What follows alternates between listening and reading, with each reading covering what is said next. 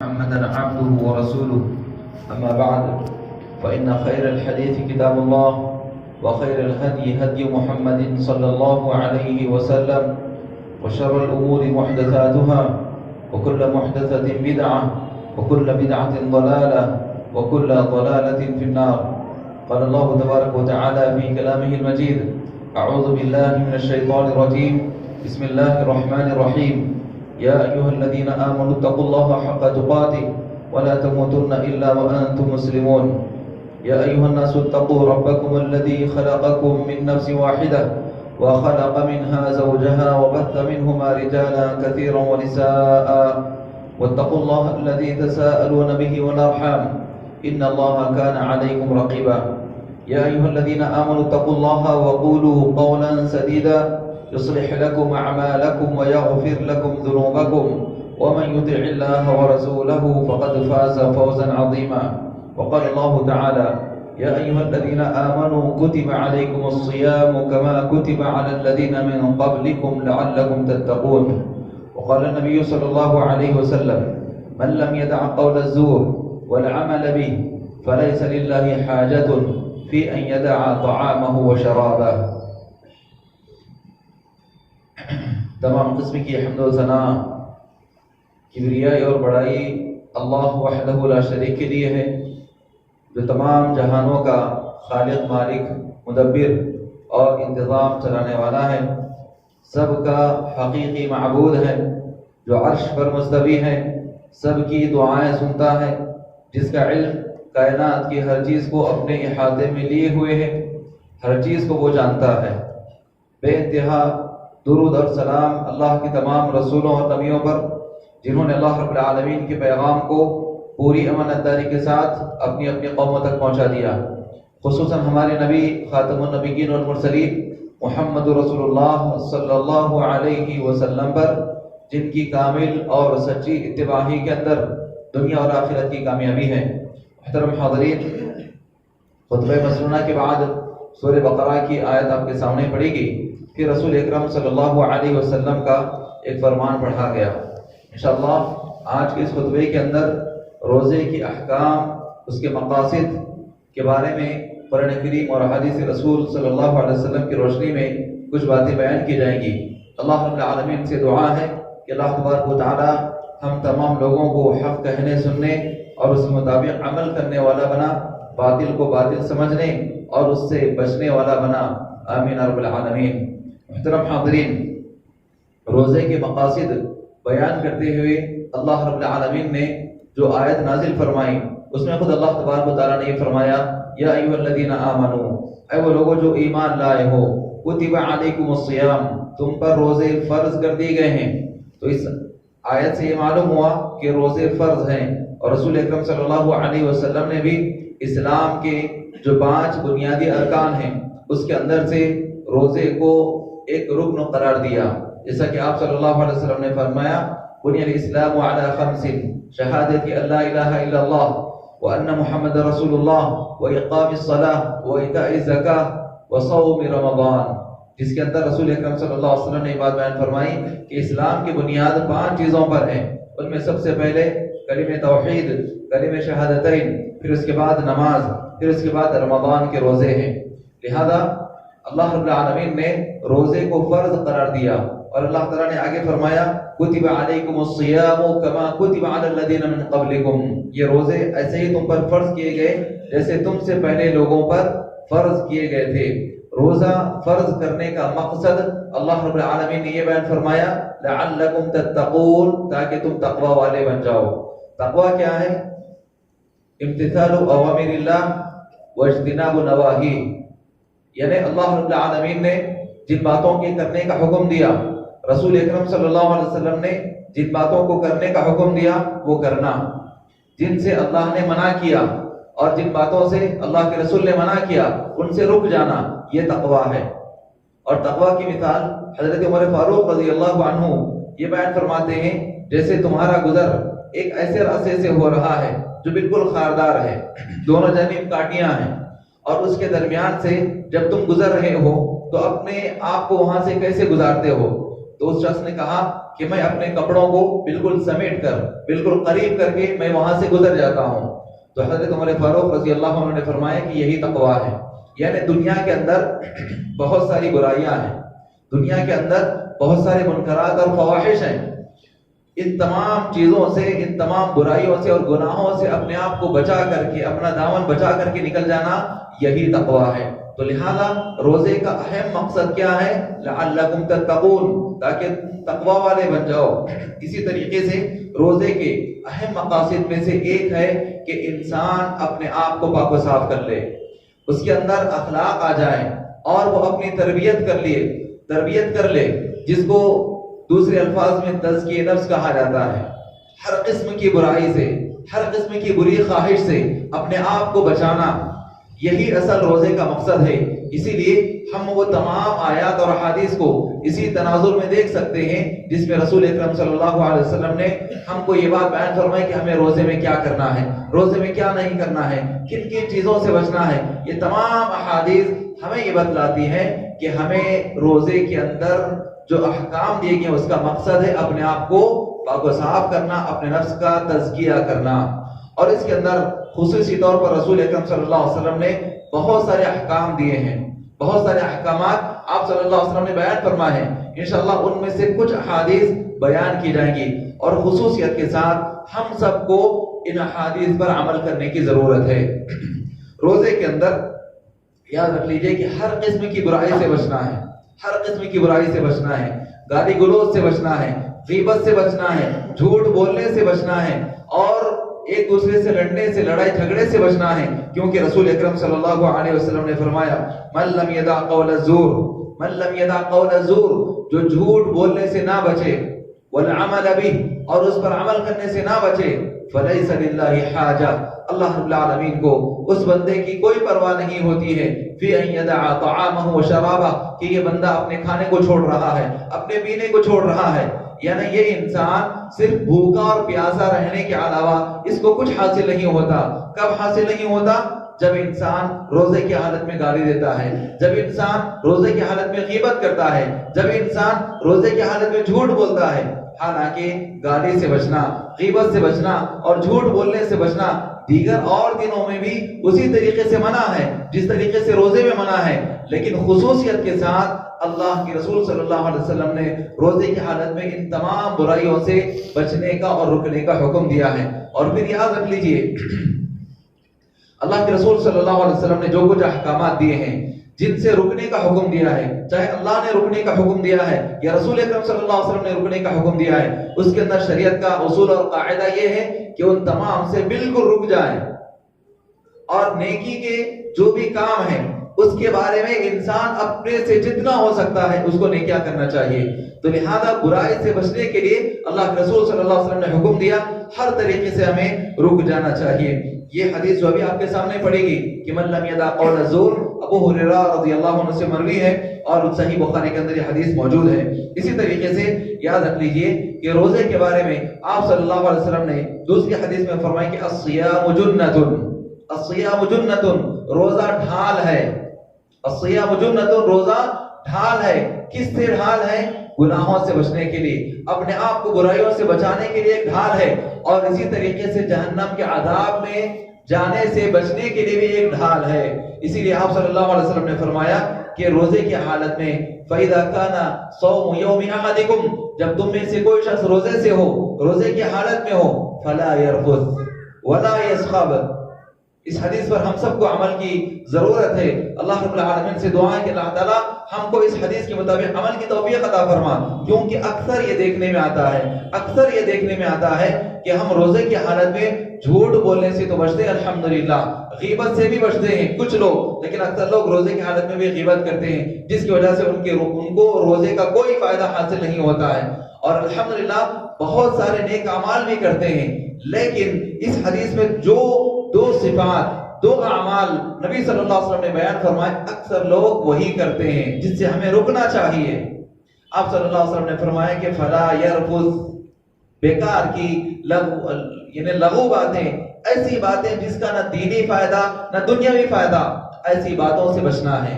فحش گوئی سے، گندی باتوں سے بچنا ہے. فلا يرفث، آپ صلی اللہ علیہ وسلم نے فرمایا کہ وہ لغو باتوں سے اور فحش گوئی سے بچنا چاہیے. اور پھر دوسرا جملہ آپ صلی اللہ علیہ وسلم نے فرمایا کہ ولا يسخب، چیخ پکار نہیں کرنا چاہیے. روزے کی حالت میں انسان کو غصے میں آنے سے بھی بچنا ہے. غصے میں آ رہے ہیں، چیخ رہے ہیں اور ایک دوسرے کو ڈانٹ رہے ہیں، یہ صحیح طریقہ نہیں ہے.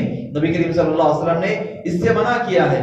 لہذا ہم سب کو چاہیے کہ ہم خصوصیت کے ساتھ ان دونوں جملوں پر اور خاص طور پر جو دوسرا جملہ ہے ولا يسخب، چیخ پکار سے بچنا، یہ ہمیں بہت ضروری ہے. اکثر لوگوں کو دیکھا جا رہا ہے کہ روزے کی حالت میں یہ کام کرتے ہیں، چیخ پکار کرنا، غصے میں آ جانا، فوراً جذبات میں آ جانا، یہ روزے کی حالت میں مناسب نہیں ہے.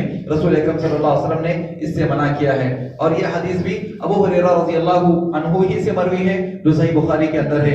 اسی طریقے سے روزے کی حالت میں ہمیں بہت سارے کام کرنے سے روکا گیا. ان میں سے ایک کام یہ ہے کہ ہمیں روزہ وضو جب کرتے ہیں اچھی طریقے سے وضو کرنا ہے. ہم ہاتھ بھی اچھی طریقے سے دھونا، یعنی وضو کے اندر جن جن اعضاء کو دھونا چاہیے وہ اچھی طریقے سے دھونا ہے. اور جب ہم کلی کرتے ہیں تو اچھی طریقے سے کلی کرنا، ناک میں پانی چڑھاتے ہیں تو اچھی طریقے سے کرنا ہے. لیکن روزے کی حالت میں ہمیں ناک میں جب ہم پانی چڑھاتے ہیں تو بالکل اس بات کا خیال رکھنا چاہیے کہ زیادہ اندر تک پانی نہ جائے، کیونکہ نبی کریم صلی اللہ علیہ وسلم نے فرمایا اسبغ الوضوء، وضو کو اچھی طریقے سے کرو، وبالغ فی الاستنشاق، اور ناک میں پانی چڑھانے میں اور کلی کرنے کے اندر اچھی طریقے سے مبالغہ کرو، یعنی بہت اچھی طریقے سے پانی اندر تک داخل کرو اور کلی کر دو اور ناک چھاڑ دو. الا ان تکون صائما، مگر یہ کہ تم روزے کی حالت میں ہو. یعنی یہ الفاظ ہمیں بتلا رہے ہیں کہ روزے کی حالت میں ہم پانی ناک میں اس طریقے سے زیادہ اندر تک نہ چڑھائیں کہ جس کی وجہ سے پانی ناک سے ہوتے ہوئے یا کلی کرتے وقت، غرارہ کرتے وقت ہمارے حلق سے ہوتے ہوئے پانی ہمارے پیٹ میں چلا جائے. ایسا نہیں کرنا چاہیے. روزے کی حالت میں ہمیں ایک عام انداز میں جس طریقے سے وضو کرتے ہیں اسی طریقے سے وضو کرنا چاہیے. یہ حدیث لقیط بن صبیرہ رضی اللہ عنہ سے سنن ابی داؤد کے اندر موجود ہے. لہذا ہمیں روزے کے اندر اس بات کا بھی خیال کرنا چاہیے. اسی طریقے سے روزے کے اندر ہمیں ہر قسم کے جہالت کے کام سے بچنا ہے. جہالت کا مطلب کیا ہے؟ جو اللہ کی کتاب کے مطابق عمل ہے، جو رسول اکرم صلی اللہ علیہ وسلم کی تعلیمات کے مطابق عمل ہے، وہ اسلام ہے، وہ علم ہے. اور اسلام کے خلاف کوئی بھی کام ہم کرتے ہیں تو یہ جہالت کا کام ہے. لہذا روزے کی حالت میں ان تمام کاموں سے بچنا چاہیے. اسی طریقے سے آپ صلی اللہ علیہ وسلم نے بیان فرمایا کہ لیس الصیام من الاکل والشرب، روزہ یہ نہیں ہے کہ انسان کھانے پینے سے بچ جائے. لیس الصیام من الاکل والشرب، روزے کا مطلب یہ نہیں ہے کہ انسان کھانے پینے سے رک جائے. انما الصیام من اللغو والرفث، بلکہ روزہ تو اس کا نام ہے کہ انسان بے حیائی کی باتوں سے بچے، فحش گوئی سے بچے، گندی باتیں کرنے سے بچے اور بیکار کی باتوں سے بچے، لغو باتوں سے بچے. اب یہ لغو باتیں کیا ہے؟ جیسا کہ آپ کے سامنے امام مالک رحمۃ اللہ علیہ کے جو شاگرد تھے یحییٰ اللیثی، ان کا واقعہ پچھلے جمعہ میں بیان کیا گیا تھا کہ دنیا کے جتنے بھی کام ہیں ان سب کی جانب اپنے آپ کو لگا لینا یہ لغو کام ہے، بیکار کام ہے، جن سے نہ دین کا کچھ فائدہ نہ دنیا کا کوئی فائدہ. بیکار کی باتیں گپ شپ میں لگانا یقیناً یہ لغو ہے، اس سے بچنا چاہیے. روزے کی حالت میں اس کا ہمیں خیال کرنا چاہیے. پھر اس کے بعد آپ صلی اللہ علیہ وسلم نے آگے ایک اور حکم دیا، فَإِن سَابَكَ أَحَدٌ، اگر کوئی شخص تم کو گالی دیتا ہے، اگر کوئی شخص تم کو گالی دیتا ہے فَلْيَقُلْ، تو اس آدمی کو کہے، اس آدمی کو چاہیے کہ وہ آدمی کہہ دے انی امرؤ صائم، انی امرؤ صائم، میں روزے سے ہوں، میں روزے دار ہوں. یہ بیان کر دینا چاہیے. یہ حدیث جیسا کہ ابن خزیمہ کے اندر موجود ہے. لہذا اس حدیث سے ہمارے سامنے یہ بات معلوم ہو گئی کہ ہم روزے کی حالت میں فحش گوئی سے بھی بچنا ہے، گالی گلوچ سے بچنا ہے اور جھگڑا کرنے سے بچنا ہے. اگر کوئی ہم کو جھگڑے پر ابھارتا ہے، اگر کوئی ہم کو گالی دیتا ہے تو ہم پلٹا کے اس کو جواب نہیں دینا ہے، بلکہ ہم وہاں پر خاموشی اختیار کرنا ہے. اور خاموشی اختیار کرنے میں یاد رکھ لیجئے کہ جب تک ہم کو کوئی شخص برا بھلا کہتا ہے اور ہم حقیقت میں حق پر ہیں، اس نے ہم کو نازیبا مناسب الفاظ کہے اور ناحق اس نے ہم کو گالی دی ہے اور ہم کو برائی پر ابھارا ہے، اور اگر ہم رکتے ہیں، خاموشی اختیار کرتے ہیں، تو فرشتہ ہماری جانب سے اس کو جواب دے رہا ہوتا ہے. جیسا کہ ابو بکر صدیق رضی اللہ عنہ کے واقعے سے ہم کو یہ بات معلوم ہوتی ہے. اسی طریقے سے ابھی جو حدیث پڑھی گئی، اس حدیث کی روشنی میں ہمیں کچھ اور باتیں بھی سمجھنا چاہیے. آپ صلی اللہ علیہ وسلم نے کیا فرمایا کہ لیس الصیام من الاکل والشرب، روزے کا مطلب یہ نہیں ہے، روزے کا معنی اور مفہوم یہ نہیں ہے کہ انسان کھانے پینے سے رک جائے۔ اب جیسے رمضان کا مہینہ آتا ہے، لوگوں میں کچھ عجیب قسم کے نئے نئے ڈاکٹرز پیدا ہو جاتے، نئے نئے حکیم پیدا ہو جاتے، نئے نئے طبیب پیدا ہو جاتے، لوگوں کو الگ الگ طب کی باتیں بتلاتے ہیں، پتہ نہیں وہ کہاں سے ان کو معلوم ہو جاتا ہے۔ اور پھر ایسے اس میں جب ہم روزہ رکھتے ہیں تو آپ صلی اللہ علیہ وسلم نے کیا فرمایا، من صام رمضان ایمانا واحتسابا، جو رمضان کے روزے رکھتا ہے ایمان کے ساتھ اور ثواب کی نیت سے۔ ہم جو روزہ رکھتے ہیں اس کا مقصد کیا ہونا چاہیے؟ اس کا مقصد یہ ہے کہ ہمارا ایمان ہے کہ اللہ نے ہم پر روزے فرض کیا، اس لیے ہم روزہ رکھ رہے ہیں۔ اس کا مقصد یہ ہے کہ اللہ رب العالمین ہم کو اس کے بدلے میں ثواب عطا فرمانے والا ہے۔ اور روزے کا ثواب کیا ہے؟ اللہ کے رسول صلی اللہ علیہ وسلم نے نہیں بیان فرمایا، اللہ نے روزے کا ثواب نہیں بیان فرمایا۔ کیوں نہیں بیان فرمایا؟ کہ روزے کا خاص ثواب ہے وَأَنَا أَجْزِي بِهِ۔ اللہ کے رسول صلی اللہ علیہ وسلم فرماتے ہیں کہ اللہ تعالیٰ فرماتے ہیں کہ الصوم لی، روزہ میرے لیے ہے، وَأَنَا أَجْزِي بِهِ، اور میں ہی اس کا بدلہ دینے والا ہوں۔ لہذا روزے کا مقصد یہی ہونا چاہیے کہ اللہ کا حکم ہے اور اللہ کے بعد ثواب کی نیت سے ہمیں روزہ رکھنا ہے۔ لیکن کچھ لوگ کیا کرتے ہیں، کچھ دیگر فوائد بتلاتے ہیں، بھائی آپ ڈیٹنگ کر رہے ہو، آپ کو یہ حال ہونا ہے، آپ کو دبلے ہونا ہے، آپ کو بالکل فٹ رہنا ہے تو روزہ رکھیے۔ تو وہ انسان کیا کرتا ہے، چلو بھائی رمضان کا مہینہ بھی آ گیا، ڈیٹنگ بھی کر لیتے ہیں، فٹ کے فٹ بھی رہیں گے اور شریعت کا حکم بھی ہم سے پورا ہو جائے گا۔ تو ان کی نیت شریعت کے حکم پر عمل کرنا نہیں ہے، بلکہ ان کی نیت کیا ہے کہ اپنے آپ کو فٹ رکھنا ہے۔ وہ فٹ رکھنے کے لیے، وہ ورزش کرنے کے لیے، وہ رمضان کا مہینہ شروع ہو گیا، اس موقع کو غنیمت جانتے ہوئے شروع کر رہے ہیں، تو ایسے لوگوں کے لیے ان کی نیت کے حساب سے ہی معاملہ کیا جائے گا۔ لہذا آپ صلی اللہ علیہ وسلم نے اس حدیث میں یہ فرمایا کہ لیس الصیام من الاکل والشرب، روزے کا مقصد یہ نہیں ہے، روزے کا مطلب یہ نہیں کہ انسان کھانے پینے سے رک جائے۔ جیسے لوگوں کے اندر روزے کا مقصد یہی بیان کیا جاتا ہے، جیسے کچھ ایسے ویڈیوز بہت زیادہ عام ہو گئے اور وہ کوئی معلوم نہیں کون سی لیڈی ڈاکٹر ہے اور کچھ جینٹس بھی ہیں جو اس طریقے کی ویڈیوز وغیرہ عام کر رہے ہیں کہ بھائی آپ کو روزہ، اب رمضان کا مہینہ ہے، گرمی میں آ گیا، بہت سخت گرمی ہے، اس سے بچنے کے لیے آپ کو کیا کرنا چاہیے، الائچی سحری میں استعمال کر لیجئے، آپ ایسا کیجئے، وہ کر لیجئے، روزانہ کھائیے، آپ کو صبح سے شام تک پیاس نہیں لگے گی، ایسی باتیں بیان کرتے ہیں۔ تو یہ لوگ جس طریقے کی باتیں بتلا رہے ہیں، مطلب یہ لوگ لوگوں کو یہ تاثر دینا چاہتے ہیں کہ روزہ صرف کھانے پینے سے رکنے کا نام ہے، جبکہ انسان کو کس بات پر ابھارنا چاہیے، مسلمان کو روزے کی حالت میں رمضان میں کن باتوں کی تلقین کرنا چاہیے؟ برائی سے بچنے کے لیے، برائی سے بچنے کے لیے۔ کوئی نہیں کہتے ہیں کہ آپ کو برائی سے بچنے کے لیے کیا کیا کرنا چاہیے۔ کوئی اگر سائیکالوجی کے طور پہ کچھ لوگوں کی رہنمائی کرتا ہے تو وہ آپ کو سائیکالوجی کے طور پر، آپ کی ذہنیات کے طور پر، نفسیاتی طور پر آپ کو برائی سے بچنے کے لیے کیا کیا چیزیں آپ کے لیے کارآمد ہیں، وہ بتلانے کے لیے کوئی آپ کو آگے نہیں آتا۔ صرف آپ کو پیاس سے کیسے بچنا، بھوک سے کیسے بچنا، یہ چیزیں بتلاتے ہیں۔ حالانکہ روزے کا مقصد کیا ہے؟ پیاس اور بھوک سے بچنا نہیں، بلکہ اس کا مقصد ہے برائی سے بچنا، اس کا مقصد ہے برائی سے بچنا۔ اور پھر یاد رکھ لیجئے، اگر یہ ہمارے لیے ایسے ہی ضروری ہوتا جیسا کہ اس طریقے کی باتوں سے لوگوں کو تاثر دینا چاہتے ہیں، تو اللہ رب العالمین کی صفات کیا ہیں؟ اللہ تبارک و تعالیٰ کی ایک صفت ہے حکیم، حکمت والا۔ اللہ تبارک و تعالیٰ اگر ہمارے لیے اس کام کو ضروری سمجھتا اور بہتر سمجھتا تو اللہ تبارک و تعالیٰ یقیناً اس کا حکم دیتا۔ یا پھر رسول اکرم صلی اللہ علیہ وسلم کی شان کیا ہے؟ حریص علیکم بالمؤمنین رؤوف الرحیم، اے ایمان والو، رسول تم پر سب سے زیادہ مہربان ہے۔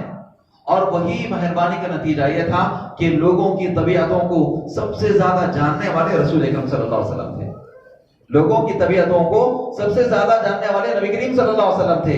اور پھر گرمی کے حساب سے یاد رکھ لیجئے، مکہ کی جو گرمی ہے سب سے زیادہ سخت گرمی، اور مدینہ منورہ کے اندر یعنی عرب کی جو گرمی ہے یقیناً یہ بہت سخت گرمی ہے، لیکن وہاں پر اتنے سخت گرمی کے باوجود بھی جنگ میں رہتے، جہاد میں رہتے، اور رمضان کا مہینہ گزر جاتا، لیکن کبھی نبی کریم صلی اللہ علیہ وسلم نے کسی صحابی سے ان کے لیے نرمی اور رأفت کا خیال کرتے ہوئے، ان کے ساتھ رحم دلی کا خیال کرتے ہوئے آپ نے ایسے نہیں بیان فرمایا۔ جب آپ نے یہ بات نہیں بیان فرمائی تو مطلب یہ ہوا کہ روزے کے مقاصد میں سے یہ نہیں ہے کہ آپ کھانے پینے کی چیزوں سے بچ جائیں، بلکہ روزے کا مقصد ہے کہ انسان اپنے آپ کو برائی سے بچائے۔ اور یاد رکھ لیجئے اللہ رب العالمین نے ہمیں جو کچھ حکم دیا ہے اس کے اوپر ہمیں عمل کرنا ہے. رسول اکرم صلی اللہ علیہ وسلم نے جو کچھ ہمیں حکم دیا ہے اس کے مطابق عمل کرنا ہے. لہذا اس طریقے کی جو بھی باتیں بیان کی جاتی ہیں ایسی باتوں کو ہمیں آگے پھیلانے سے ہمیں بچنا چاہیے. اور اسی طریقے سے آپ دیکھیں روزے کی حالت میں انسان کیا کرنا ہے؟ اپنی نظر کی حفاظت کرنا ہے, اپنے زبان کی حفاظت کرنا ہے, اپنے کانوں کی حفاظت کرنا ہے اور اپنے دل کی حفاظت کرنا ہے. نظر کی حفاظت غیر یہ جو ناجائز ہے ان کو دیکھنے سے اپنے نگاہ کی حفاظت کرنا ہے. کان کی حفاظت بری باتیں سننے سے, گانے سننے سے اور برائی کی باتیں سننے سے کانوں کو بچانا ہے. اور دل کی حفاظت برے خیالات آنے سے اور اسی طریقے سے بری باتیں سوچنے سے اپنے دل کو بچانا ہے. زبان کی حفاظت برائی سے, بری باتیں بیان کرنے سے, گندی باتیں بیان کرنے سے اپنی زبان کی حفاظت کرنا ہے. لیکن آپ دیکھیں ایسے جتنی بھی باتیں آتی ہیں چاہے وہ ویڈیوز کے ذریعے سے ہوں یا کسی اور ذریعے سے, ان سب کے اندر انسان کیا کرتا ہے؟ اجنبی عورت کو دیکھتا ہے. کیا یہ گناہ نہیں ہے؟ کیا یہ گناہ نہیں ہے؟ لہذا اس سے بچنا چاہیے. اسی طریقے سے رسول اکرم صلی اللہ علیہ وسلم نے ہم لوگوں کو جن باتوں کا حکم دیا اس کا ہمیں خیال کرنا چاہیے. روزے کے کچھ مسائل آپ کے سامنے بیان کیے جا رہے ہیں, جیسا کہ روزے کے اندر کچھ لوگوں کو خود بخود قے آ جاتی ہے اور کچھ لوگ جان بوجھ کر عمدن قے کرتے ہیں. ان دونوں کا مسئلہ الگ ہے. اگر کسی شخص کو جان بوجھ کر کے اگر کوئی شخص قے کرتا ہے, اگر کوئی شخص جان بوجھ کر کے قے کرتا ہے تو اس کا روزہ ٹوٹ جاتا ہے اور اس پر روزے کی قضا بھی ہے, اس پر روزے کی قضا بھی ہے. اور اگر کسی شخص کو بغیر اس کے ارادے کے غیر ارادی طور پر خود بخود قے آ جائے, کیونکہ آپ صلی اللہ علیہ وسلم نے کیا فرمایا؟ من ذرعہ القے, جس کو قے خود بخود آ جائے فلا قضاء علیہ, یعنی اس آدمی کا روزہ بھی نہیں ٹوٹتا اور اس کو قضا کرنے کی بھی ضرورت نہیں ہے, یعنی وہ آدمی اپنے روزے کو مسلسل کر لے گا. لہذا یہ مسئلہ یاد رکھ لیجئے کہ اگر روزے کی حالت میں کسی کو قے آ جائے, کسی بھی وجہ سے آ سکتی ہے, تو اگر خود بخود قے آ جائے تو اس کا روزہ بھی نہیں ٹوٹتا, اس کو کفارہ بھی دینے کی ضرورت نہیں ہے اور اس کا روزہ مکروہ بھی نہیں ہوتا. مکروہ کا لفظ میں خاص طور پر اس لیے کہہ رہا ہوں کہ کچھ لوگوں کو فقہی مسالک میں بانٹنے کے لیے اس طریقے کی باتیں بیان کرتے ہیں کہ بھئی آپ کو خود بخود قے آ گیا نا, روزہ آپ کا مکروہ ہو گیا, آپ یہ کفارہ دینا. کفارہ بیان کرتے ہیں. کفارہ کیسے بیان کرتے ہیں؟ کہ نبی صلی اللہ علیہ وسلم نے حکم دیا. نبی صلی اللہ علیہ وسلم نے جب حکم نہیں دیا, اس کی کفارے کا حکم نہیں دیا, آپ صلی اللہ علیہ وسلم نے صرف اتنا کہہ دیا کہ اس کا روزہ نہیں ٹوٹتا, اس کو قضا بھی نہیں کرنا ہے, تو پھر خود بخود بات یہ معلوم ہوگی کہ وہ آدمی کا روزہ صحیح ہے, مکروہ نہیں ہے. لہذا اس سے ایسی باتوں میں ہمیں جانے سے بچنا چاہیے. اسی طریقے سے روزے کی حالت میں خواتین کے لیے اگر ان کے خصوصی ایام شروع ہو جاتے ہیں تو پھر ان کا روزہ اسی وقت ٹوٹ جاتا ہے. اگر افطار سے کچھ قبل کچھ پہلے بھی اگر ان کے ایام شروع ہو چکے ہیں تو ان کا روزہ ٹوٹ جاتا ہے. تو اب ایسی خواتین کے لیے کیا کرنا ہے؟ اس روزے کی قضا کر لینا ہے. ان کے لیے کوئی کفارہ وغیرہ نہیں ہے, صرف اس روزے کی قضا کرنا ہے. اس میں ایک اور چیز ہے کہ خواتین کو اگر جتنے دنوں تک یہ خاص ایام رہتے ہیں ان دنوں کے روزے معاف ہیں اور ان دنوں کی نمازیں بھی معاف ہیں. صرف روزے کی قضا بعد میں کریں گی, روزے کی قضا بعد میں کریں گی, اور ان دنوں میں جتنی نمازیں چھوٹ گئی وہ نمازیں ان کو دہرانا نہیں ہے. یہ مسئلے کو سمجھیے آپ اور اپنی خواتین کو بتلائیے کہ اگر خواتین کے خاص ایام ہیں تو ان کے لیے روزہ ان سے چھوٹ جائے گا, نمازیں بھی ان سے چھوٹ جائیں گے. روزہ نہ رکھیں, نمازیں نہ پڑھیں, لیکن بعد میں جب وہ پاک ہو جائیں تو پھر جتنے روزے ان کے چھوٹ گئے تھے وہ پورے روزے وہ ایک ایک کر کے قضا کر لیں گے اور کوئی کفارہ وغیرہ نہیں ہے. لیکن سمجھے رمضان میں 3 دن کے روزے چھوٹ گئے, 4 دن کے روزے چھوٹ گئے خاص ایام کی وجہ سے, تو پھر ان دنوں میں جتنی نمازیں ہوتی ہیں وہ نمازیں ان کو دہرانے کی ضرورت نہیں ہے, بلکہ ان دنوں میں جیسے شوال کے مہینے میں یا ذوالحجہ کے مہینے میں, محرم کے مہینے میں ان روزوں کو مکمل کر رہی ہیں تو صرف روزہ مکمل کریں گی اور اس دن جو نمازیں پڑھنا وہی نمازیں پڑھیں گی. یہ نمازیں بھی چھوٹ گئے تھے اس کو ہم پھر سے پڑھیں, یہ نہیں ہے. رسول اکرم صلی اللہ علیہ وسلم نے اسی بات کا حکم دیا ہے. اسی طریقے سے مرد حضرات کے لیے بھی ایک خصوصی مسئلہ ہے کہ جیسے ہم سو جاتے ہیں تو پھر ہم کو غسل کی نوبت آ جاتی ہے, تو کچھ لوگ اس میں پریشان رہتے اور مسئلہ بھی پوچھتے نہیں اور لوگ یہ سمجھتے ہیں کہ شاید ہمارا روزہ ٹوٹ گیا ہوگا, پریشان ہو جاتے ہیں. یاد رکھ لیجئے کہ اگر انسان سو گیا اور اس کو نہانے کی نوبت آ گئی تو پھر اس کا روزہ بھی نہیں ٹوٹتا اور اس کا روزہ مکروہ بھی نہیں ہوتا، بلکہ صرف اس کو غسل کر لینا چاہیے تاکہ وہ نمازیں وغیرہ اور دیگر جو عبادت وغیرہ ہیں وہ کر لے۔ اسی طریقے سے روزے کی حالت میں لوگ یہ بھی اکثر سوال کرتے ہیں کہ اپنے بال بنوا سکتے ہیں کیا، ناخن کاٹ سکتے ہیں کیا؟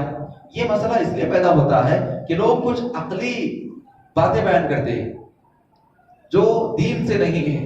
جیسے یہ کہتے ہیں کہ ہم جب روزہ رہتے ہیں تو ہمارے جسم کا ہر عضو روزہ رہتا ہے، اس لیے ناخن کاٹے مطلب ناخن روزے سے اس کو نہیں کاٹنا، بال کاٹ رہے ہیں مطلب بال روزے سے اس کو نہیں کاٹنا۔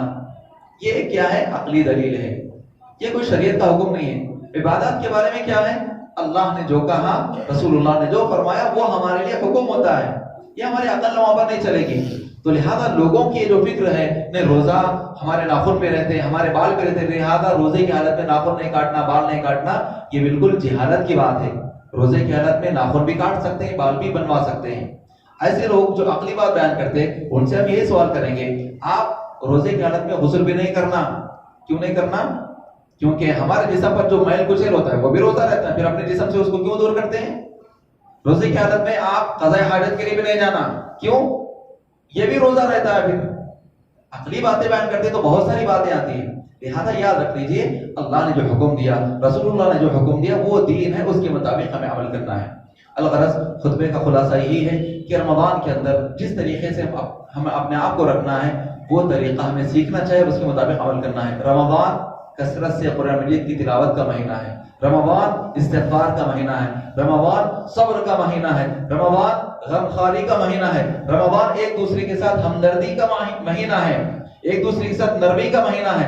لہذا اس کے اندر اپنے آپ کو جتنا ہو سکے کثرت سے قرآن مجید پڑھنے میں لگائیں، استغفار کرنے میں لگائیں اور نیکیاں کرنے میں لگائیں، اور پھر جو بھی نیکیاں ہم کرتے ہیں وہ سب نیکیوں کے قبول ہونے کے لیے اللہ سے ہم دعا کرتے رہیں۔ اللہ رب العالمین سے دعا ہے کہ اللہ تبارک و تعالیٰ ہم تمام لوگوں کو کتاب و سنت کے مطابق عمل کی توفیق عطا فرما، ہم تمام لوگوں کو نیکیوں میں سبقت کرنے والا بنا۔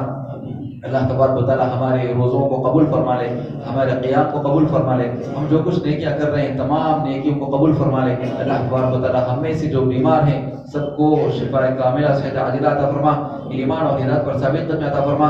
اللہ تبارک و تعالیٰ جن کا توحید پر انتقال ہوا ہے اپنے فضل و کرم سے سب کی مغفرت فرما دے، سب کو جنت الفردوس میں جگہ نصیب فرما۔ اللہ تبارک و تعالیٰ جب تک ہم اس دنیا میں رکھ ایمان اور اسلام کی حالت میں زندہ رکھ، اور جب ہمارا خاتمہ فرما تو ایمان اور اسلام کی حالت میں خاتمہ فرما۔ آمین۔ بارک اللہ لی ولکم ولسائر المسلمین من کل ذنب فاستغفروہ انہ هو الغفور الرحیم۔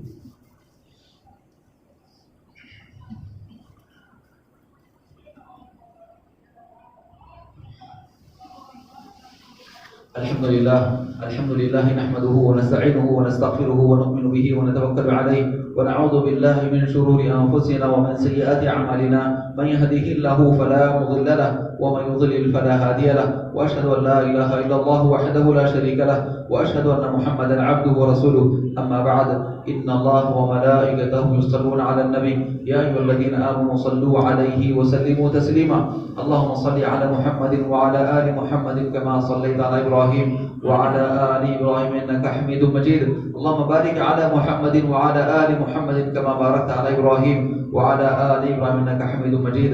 عباد الله رحمني ورحمكم الله، إن الله يأمر بالعدل والإحسان وإيتاء ذي القربى وينهى عن الفحشاء والمنكر والبغي يعظكم لعلكم تذكرون، اذكروا الله يذكركم وادعوه يستجب لكم ولذكر الله أكبر والله يعلم ما تصنعون۔